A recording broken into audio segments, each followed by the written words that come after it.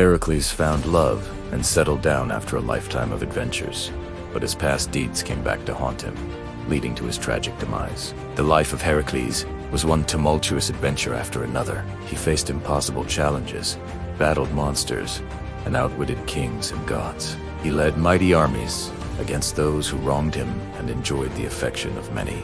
However, after joining the Olympians in their epic battle against the giants, Heracles yearned for a more settled life and sought love and marriage. Yet, Heracles' past caught up with him, and through a powerful combination of revenge and love, Heracles' tragic demise was sealed. Dive deeper into the tale of Heracles' fateful end.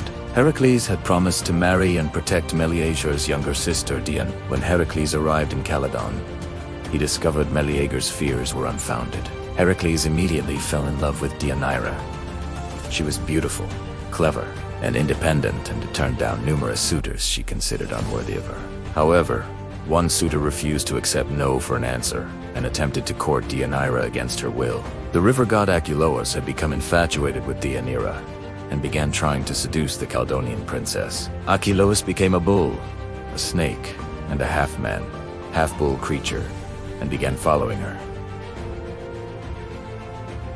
To win her over, Deianira saw it as harassment and was disgusted by the river god's attempts to charm her. Although Heracles had a problematic marriage history, Deianira was instantly taken by his simple charms and impressive physique. To end Iola's unwanted affection, Heracles challenged the river god to a wrestling match. Iole transformed into many animal forms to slip out of Heracles' mighty grip.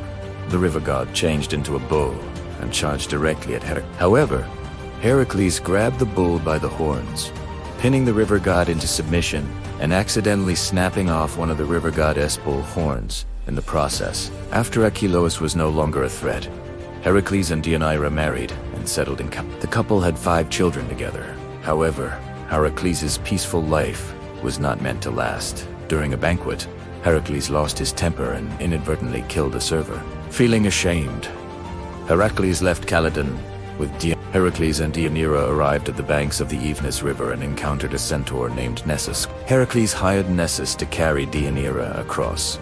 Heracles did not recognize Nessus, but the centaur recognized Heracles. During his 4th labor, Heracles had killed most of Nessus' centaur brothers. Nessus swore to seek justice. Nessus tried to abduct Deianira and assault her. While crossing the river, Heracles heard his wife's cries, drew his bow and shot one of his venom-coated arrows, hitting Nessus in the side. Nessus knew his time was limited. He begged Deianira to forgive him. Nessus then asked Deianira to take his blood-stained shirt as an apology. He claimed that his blood was infused with love magic and that anyone who absorbed it would fall in love with the person who gave it to them. He instructed Deianira to give it to her husband if she ever feared that he was falling out of love with her. Nessus' blood was not infused with any love magic, but it had just been infused with the deadly venom of the Hydra. After traveling together, Heracles and Deianira returned to their children. Heracles was still angry at King Eurytus for not allowing the hero to marry his daughter, Princess Iole. Heracles attacked Ochelia, killed Eurytus and all his sons, and took the beautiful Princess Iole back home to serve as his concubine. When Heracles came home with Iole, Deianira's insecurities about her marriage surfaced. She was convinced that Heracles would leave her for the younger Iole. Remembering the shirt that Nessus had given her, she used it to ensure that her marriage with Heracles stayed intact. One night, Deianira told Heracles that she had gotten him a new shirt as a gift and asked him to try it on for her. Within seconds of putting on the shirt, the Hydra venom infused in Nessus' blood was absorbed into Heracles' skin, causing him unbearable pain. In unbearable agony, Heracles tore off his shirt, pulling much of his melting skin with it. Believing his servant Lichus had tried to kill him, Heracles seized the poor man and hurled him off the side of a cliff. Heracles was performing his last labor and constructing his funeral pyre. Knowing there was no cure for Hydra venom, Heracles chose to go out in a blaze of glory. Once the funeral pyre was built, Heracles leaped onto it and begged someone to set it alight. Philoctetes, one of Heracles' oldest friends, stepped forward and set Heracles' pyre on fire.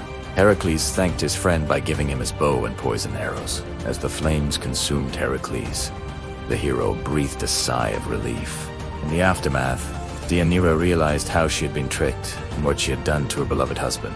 Consumed by grief, she committed suicide. When Heracles died, his soul did not go into the depths of the underworld. As the flames ended his suffering, Heracles' soul began to rise to the heavens and the halls of Mount Olympus. All 12 Olympians greeted Heracles. For his lifetime of heroic adventures, his father Zeus rewarded him with godhood. Heracles became the god of strength and heroes. Hera, who had set aside her hatred of Heracles, offered him her daughter, Hebe, the goddess of eternal youth, in marriage. Heracles and Hebe had 2 divine sons. Heracles became the model for the strong, brave, dependable hero who assisted those in need. Heracles would overcome Hera's torment and all the impossible obstacles thrown his way, achieving godhood and becoming the most revered and greatest hero known in ancient Greece and Rome.